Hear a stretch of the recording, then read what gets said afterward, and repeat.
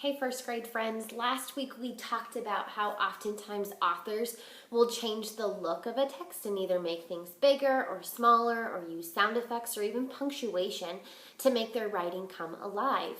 Well, this week we're going to kind of continue talking about that and look how writers play with the language of a book.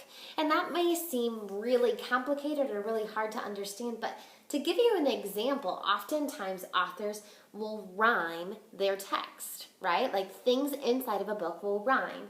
When I think about rhyming books, I think of Dr. Seuss books, and I also think of one that we read at the very beginning of the school year called Mrs. McNosh Hangs Up Her Wash. Just in the title, you can see that McNosh and wash rhyme.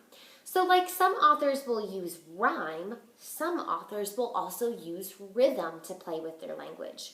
When I think of rhythm, I think of maybe a song or a dance, something that has a pattern or something that repeats.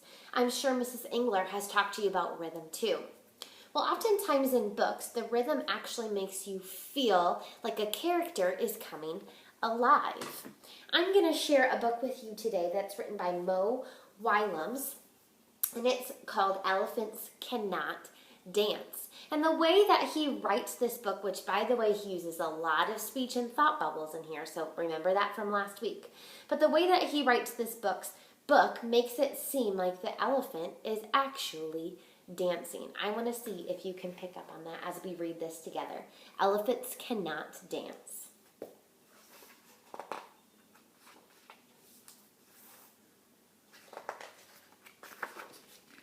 Gerald! Let's dance. I can teach you. I am teaching all my friends. I would love to learn how to dance.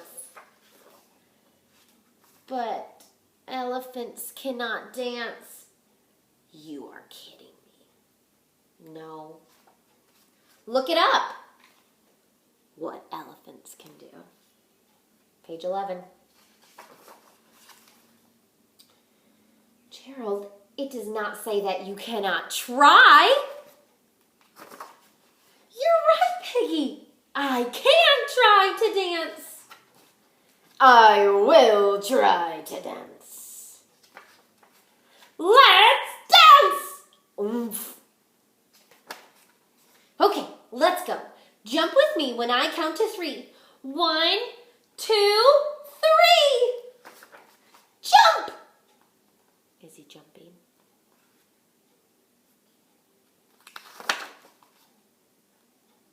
Jump!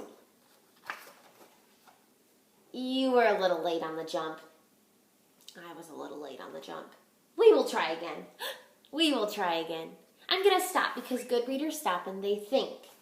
I'm noticing that with this dialogue and with the words and the rhythm that Mo Willems is using, we can tell the elephant was not able to jump when Piggy was. Move your arms this way. We will try again. We will try again. Lift your leg this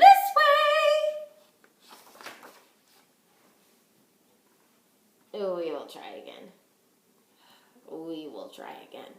Again, do you notice how the language makes you see the elephant can't dance? Up, up, down, down, spin, spin, stop, stop, forward, forward, backward, backward, wiggle waggle, wiggle waggle, robot walk, robot walk. Enough! I have tried and tried and tried and tried and tried. But I'm an elephant. And elephants just cannot dance. Plop. Oh, Gerald.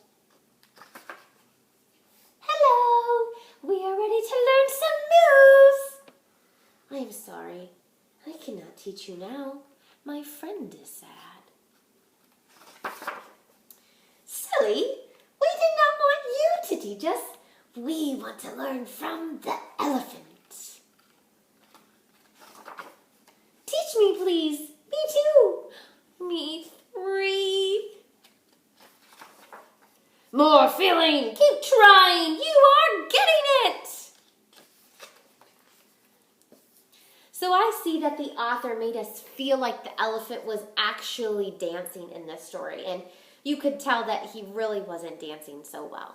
So in just a moment, you are going to be reading and listening to The Day the Goose Got Loose. And I'm wondering if the language that the author uses is going to help you see that the goose is actually moving to different parts of the farm.